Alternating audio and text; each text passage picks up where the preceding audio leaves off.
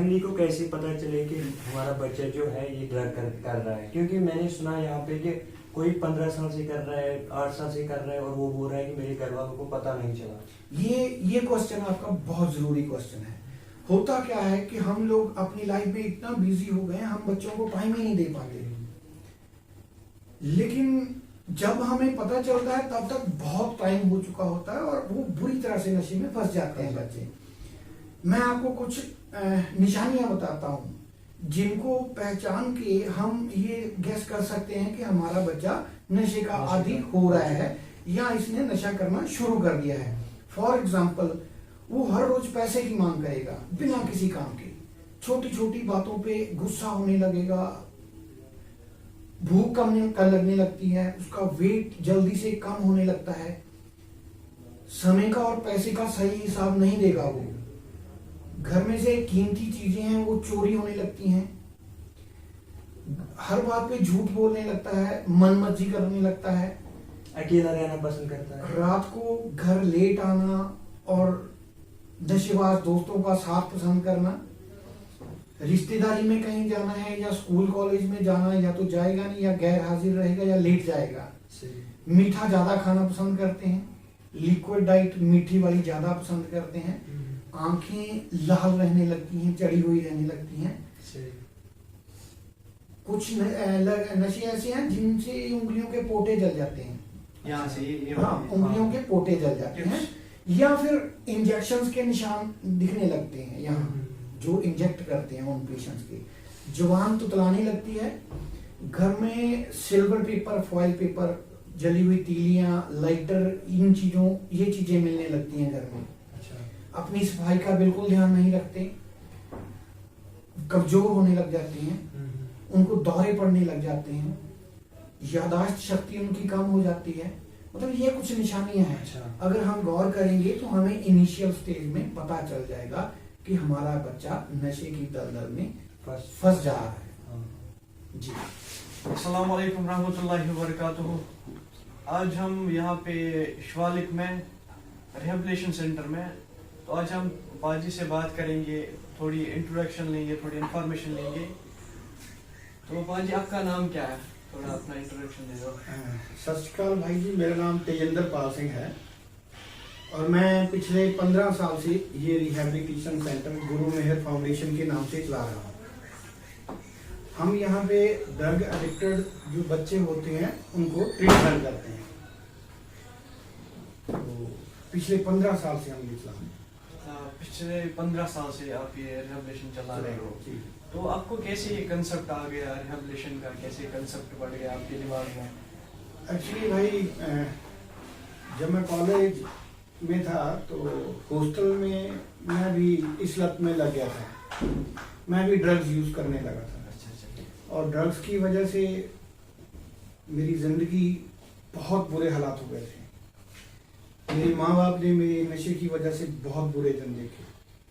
7 साल जिंदगी के मैंने नशे में खराब कर दिए। तो उसके बाद मैं रिहैब गया, रिहैब जाके मैंने ये ड्रग छोड़े। मुझे पता है कि एक ड्रग एडिक्टेड की लाइफ कितनी बद से बदतर हो जाती है, बल्कि उसकी फैमिली भी बहुत सफ़र करती है। मेरे माँ बाप, मेरे भाइयों ने मेरी ड्रग एडिक्शन की वजह से बहुत नर्क झेला जिंदगी में। मेरी माँ बाप दिन रात रोते थे मुझे नशे में देख के, लेकिन मैं बहुत बुरी तरह से मजबूर हो चुका था। और जब मैं रिहैब गया तो वहाँ मुझे एक उम्मीद नजर आई कि मैं भी नशे के बिना जिंदगी जी सकता हूँ। तो उसके बाद मैंने ये सोचा कि मैं ये काम करूँगा, मैं जो मेरी तरह ड्रग एडिक्टेड लोग हैं मैं उनको साथ दूंगा, उनको उस लत से बाहर निकालूंगा, उनकी हेल्प करूंगा। तो ये परमात्मा ने मेरी ड्यूटी लगाई फिर रिहैबिलिटेशन सेंटर चलाने के लिए। तो अब इन 15 सालों में हजारों पेशेंट हमारे पास ड्रग एडिक्शन वाले आए और ठीक होके अपनी जिंदगी बहुत अच्छी तरह से जी रहे हैं। आज तक आपके पास क्या रहती है परसेंटेज, जैसे आपके पास पेशेंट्स आते हैं उनमें क्या परसेंटेज रहती है जो रिकवर कर जाते हैं और जो फिर वापस चले जाते हैं, क्या उनका क्या रहता है साइकोलॉजिकल, क्या रहता है इम्पैक्ट, कैसे वो वापस चले जाते हैं और जो छोड़ देते हैं वो कैसे छोड़ देते हैं? भाई ऐसा है कि रिलैप्स चांसेस रहते हैं, लेकिन अगर एक पेशेंट डेडिकेशन के साथ नशा छोड़ना चाहता है, उसको छोड़ना पड़ता है अपना वो सर्कल भी जिनके साथ बैठ के वो नशा करता है। अगर उनकी प्रॉपर काउंसलिंग हो, अगर वो पूरा टाइम रिहैब सेंटर में रहें तो बहुत कम हो जाते हैं चांसेस रिलैप्स के या दोबारा नशा करने के। अच्छा बाजी, जो ये होता है ना, फॉर एग्जाम्पल कोई एडिक्ट हो गया ये, लेकिन ये घर वालों को नहीं मार रहा है कि मुझे रिहैब जाना है, तो आप उसको पे करने जा सकते हो? मतलब उसका क्या सिस्टम है? कोई कश्मीर से है और वो ड्रग एडिक्ट है, अब घर वाले आपको फोन करते हैं कि हमारा बच्चा ये है, आप वहाँ यहाँ आ जाओ, ले जाओ उसको, तो उसका क्या होता है? भाई ऐसा है कि अगर कोई पेशेंट मोटिवेट नहीं हो रहा है तो हमारी बात करवाओ उससे। पहले तो फैमिली खुद फोन पे बात करके सारा हमें बताए कि क्या क्या सिचुएशन है। सही। अगर पेशेंट खुद नहीं मान रहा है तो एक बार हमसे फोन करके फैमिली बात करेगी तो हम खुद भी मोटिवेट करके उसको लेके आ सकते हैं। अच्छा ठीक है। कोई ऐसी स्टोरी किसी बंदे की जिसकी जिंदगी बदल गई हो, फिर उसने कोई ऐसा अचीव करा हो जिंदगी में ये छोड़ के, तो कोई ऐसी स्टोरी है? एक नहीं भाई, बहुत सी स्टोरीज हैं, क्योंकि मैंने बताया आपको इन 15 सालों में हजारों लड़के हमारे पास आए और ठीक होके गए। हमारे यहाँ एक सेशन लगता है जिसको बोलते हैं एनए शेयरिंग सेशन। उसमें सब लोग बैठ के शेयर करते हैं कि हमने नशे दौरान क्या क्या गलतियां की। कारण गलतियां जो होती है ना, वो गिल्ट रहता है हमारे अंदर, तो वो गिल्ट शेयर करते हैं। उस शेयरिंग का एक फायदा और भी होता है, जिसको लगता है कि मैंने अभी नशा कम किया है, तो वो शेयरिंग सुन के वो ये चीज समझ जाता है कि अगर मैं और नशा करता तो आगे मेरे भी हालात ये हो सकते हैं। जैसे एक लड़के ने शेयर किया कि उसकी सिस्टर थी एक 21 साल की, तो उसको अटैक आया, उसकी डेथ हो गई। उसके फादर ने उसको पैसे दिए पेशेंट को कि जाओ जाके संस्कार का इंतजाम करो। उसने सोचा कि मैं संस्कार तो बाद में कर लूंगा, पहले थोड़ा सा नशा कर लूंगा। वो नशा लेने गया तो वहां पुलिस ने उसको पकड़ लिया। उसकी सिस्टर का जो क्रीमेशन था वो उसकी गैर मौजूदगी में हो गया, क्योंकि वो तो लॉकअप में था, जेल में था। तो वो तब महसूस नहीं करते, लेकिन जब रिकवरी में आते हैं, नशा छोड़ते हैं, तो फिर ये चीजें बंदे को महसूस होती हैं कि मैं इतना गिर गया था, घर में मेरी सखी बहन की लाश पड़ी थी और मैं फिर नशा कर रहा था। तब उसको बिल्कुल भी पता नहीं चल रहा है कि मैं क्या कर रहा हूँ, इतना जो गंदा स्टेप उठा रहा हूँ। भाई होता क्या है, जो देखो हम लोग क्या कहते हैं कि ये जानबूझ के ऐसा कर रहा है जो ड्रग एडिक्ट पेशेंट है, लेकिन ऐसा नहीं होता है। वो कठपुतली बन जाता है कि नशे के आगे। नशा जो उससे करवाएगा वो सब करेगा, चोरियां, झूठ, डकैती, लूटपाट, सब। तो नशा जो जैसे जैसे इंसान को चलाता है तो वो ऐसे ऐसे मजबूरी बस करना पड़ता है, क्योंकि वो शौक नहीं होता नशा करने वाले का, मजबूरी बन जाती है। फिजिकल कंडीशन इतनी बुरी तरह तोड़ लगती है शरीर को कि पेशेंट को ये लगता है कि मुझे नशा चाहिए बस, और कुछ नहीं। जब मैं नशा करता था ना भाई, मैं भी बहुत दुखी था अपने नशे से। मैं जाता था, नशा भी कर लेता था, दिन में गुरुद्वारे जाता था मैं। वहां जाके मैं रोता था कि परमात्मा मैं कहाँ फंस गया, मुझे निकालो इस जिंदगी से। लेकिन अब मैं सोच रहा हूँ कि शायद मेरे परमात्मा ने मुझे ये जिम्मेदारी देनी थी, ये सेवा मुझसे लेनी थी उसने, इसलिए मुझे तब थोड़ा टाइम मैं ड्रग एडिक्शन में रहा। तो शुक्र है उस लगा 15 साल में हजारों लड़के यहाँ रह के गए, ठीक होके गए, और उनकी दुआएं, उनकी फैमिली की दुआएं मिलती हैं, बहुत सुकून मिलता है। बेशक बेशक। जैसे एक ड्रग एडिक्टेड पर्सन को इधर लाया गया, तो वो किस फेज से गुजरेगा, पूरा चैन क्या रहेगा, उस सर्कल क्या रहेगा उसका? देखो भाई, सबसे पहले बॉडी को नशे के रहत करना है, उसको हम बोलते हैं डिटॉक्सिफिकेशन।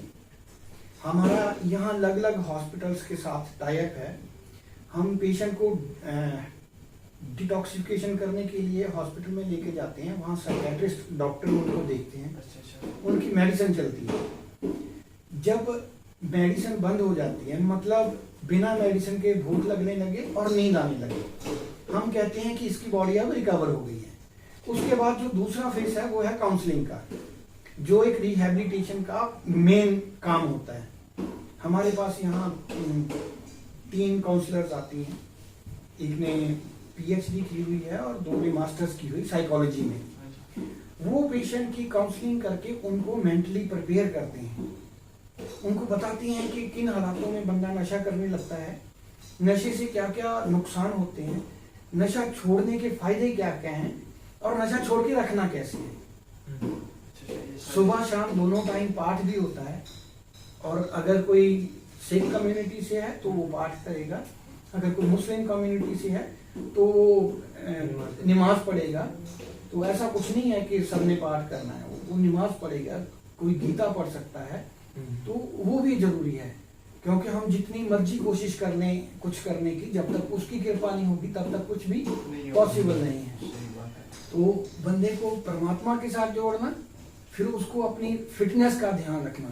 उसके लिए वॉलीबॉल की ग्राउंड है, यहाँ वॉलीबॉल खेलते हैं सब, जिम का भी सारा सामान है फिटनेस के। ये चीज होती है कि बंदा नशे को छोड़ के अपनी सेहत के तरफ ध्यान देने लगे। अच्छा, तो उसको मतलब फिटनेस का ख्याल रहे, तो बाकी सब चीजों का। बिल्कुल भाई, देखो ये तो सबसे पहले है। अगर अपनी शरीर से प्यार होने लगेगा तो दूसरों से प्यार भी तभी कर सकता है, अपनी जिम्मेदारियां तभी निभा सकता है अगर फिजिकली फिट होगा। तो बंदे की सोच को पॉजिटिव करना है, उसको सिखाना कि जिंदगी जीनी कैसे है। एक ड्रग एडिक्ट है जो अपनी जिम्मेदारियों से भागने लग जाता है, उसको किसी के साथ कोई प्यार नहीं रहता, माँ बाप के साथ, बहन भाई के साथ, समाज भी उसे धुतकारता है, उसे कोई भी अच्छा नहीं समझता। हम क्या करते हैं, हम नशे को बॉडी में से निकाला, फिर सोच में से निकालना है, उसको पॉजिटिव करना है, उसकी काउंसलिंग कर करके उसको पॉजिटिव करना है, उसको सिखाना है कि अपनी जिम्मेदारियां कैसे निभानी है। सही बात है। बेसिकली ड्रग एडिक्टेड लोग दिल के बुरे नहीं होते हैं, ये दिल के बुरे लोग नहीं हैं, इनको प्यार की जरूरत है। आप इनको गले से लगाओ, इनको मोटिवेट करो, इनको प्यार करो, तो डेफिनेटली वो सुधरेंगे। सही बात है, ये बात है। समाज क्या करता है, घर वाले क्या करते हैं, सोचते हैं कि ये जानबूझ के ऐसा कर रहा है, हाँ, और फिर उसको गालियां देते हैं, वो और ज्यादा नेगेटिव हो जाता है। ये उसकी मजबूरी है। अगर एक ड्रग एडिक्टेड पेशेंट को हमने एडिक्शन से निकालना है, सबसे पहले उसको टाइम दो, उसको प्यार करो, उसे ये चीज जताओ कि हम मरते हैं, आपको बहुत प्यार करते हैं। ये बात है। उसकी काउंसलिंग होगी तो वही इंसान होगा, जब नशा निकल जाएगा उसके अंदर से तो वही इंसान सारी जिम्मेदारियों को निभाएगा। बहुत प्यार करते हैं ये आपको, ये अपनी फैमिली को बहुत प्यार करते हैं, ये मजबूर इंसान है, इनको प्यार की जरूरत है। सही बात है। एकदम से बदल जाते हैं, करिश्मा होता है। हमने देखे हैं हजारों बच्चे जो ड्रग एडिक्शन में फंसे थे, हमने अपनी आंखों के सामने देखा उनको बदलते हुए। आप बहुत बड़े एग्जाम्पल खुद भी हो। तो शुक्र है अल्लाह का, हम भी सुधरे, ये उसी की कृपा है। अच्छा, जो ये फॉर एग्जाम्पल कोई बच्चा है जो एडिक्ट है, अब माँ बाप को पता चल गया कि ये एडिक्ट है, उसके बाद उनको क्या करना चाहिए? जब उनको तभी पता चले कि ये एडिक्ट हो गया, उनको पहला स्टेप क्या उठाना चाहिए? देखो भाई, कुछ नशे तो ऐसे हैं जिनसे जान नहीं जाती बंदे की, लेकिन कुछ नशे ऐसे हैं जैसे वाइट का इंजेक्ट करना, वो एक बार इंजेक्शन ओवरडोज हो गया तो बंदा खत्म। मतलब जब हमें पता चल गया कि बच्चा हमारा इस गलत संगत में फंस चुका है, तो जल्दी से जल्दी उसे ठीक करने के लिए स्टेप लेना जरूरी है। मुश्किल रहता है अपने जिगर के टोटे को अपने से दूर करना, लेकिन हमेशा के लिए किसी को खो देने से अच्छा है थोड़ी देर दूर करके उसे सारी जिंदगी अपने पास बिठा देना। वैसे तो भाई हमारे पास से जो पेशेंट ठीक होके जाते हैं वो मैसेज देते हैं आगे कि मैं वहां पे रहा, वहां पे बहुत प्यार से रखते हैं, खाना पीना बहुत अच्छा मिलता है, बहुत अच्छी काउंसलिंग करके वो पॉजिटिव करते हैं पेशेंट को कि कैसे आपने नशे को छोड़ के रखना है।